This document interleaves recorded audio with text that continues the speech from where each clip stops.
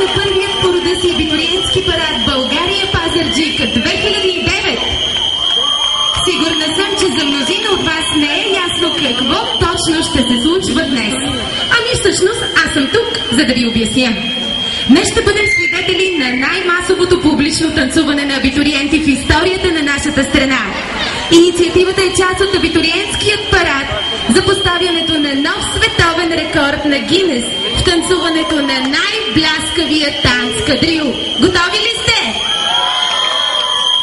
Всъщност всичко започва на 25 май 2001 година, когато 3128 момичета и момчета от словенската столица Любляна решават, че ще излязат на площада и заедно ще потанцуват под звуците на завладяващата музика на Штраус.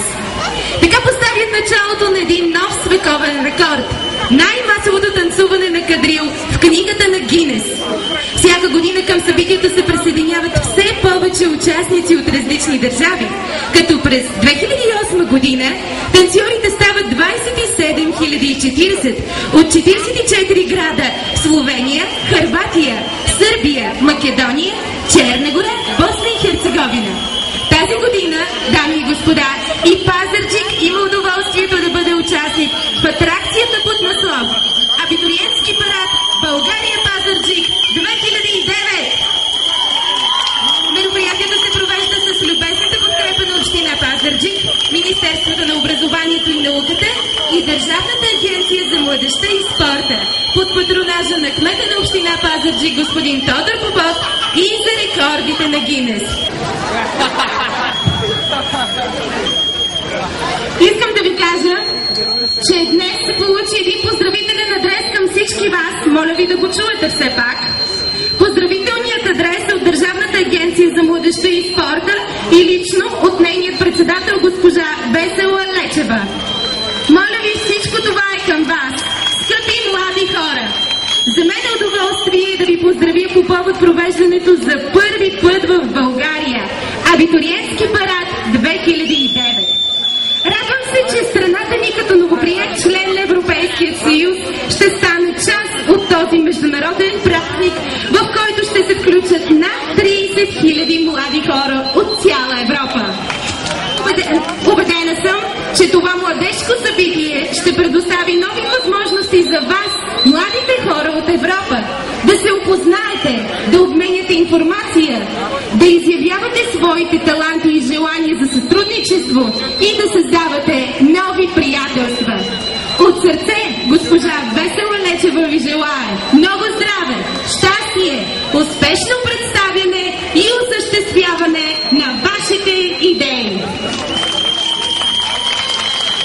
Сега, тъй като знаете, че организатор днес и основен спонсор е община Пазарджик, така че моля вашите аплодисменти за кмета на община Пазарджик, господин Турков.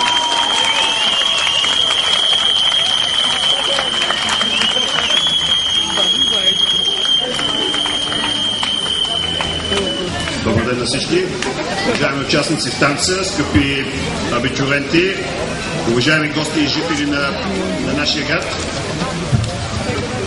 Искам първо да поздравя всички участници, да им благодаря за това, уважаеми млади дами и господа, че се съгласихте да участвате в този танц, защото по този начин вие ще направите две важни неща. Първо, това ще остане един страхотен спомен за вас, за това, че сте участвали заедно с още 40 000 ваши връстници от 7 държави в едновременен танц и това ще го помните дълго време. И второ, че по този начин, както каза уважаемата госпожица преди малко, вие ще допринесете това Пазарджик да влезе в историята. За това, като кмет, искрено ви благодаря.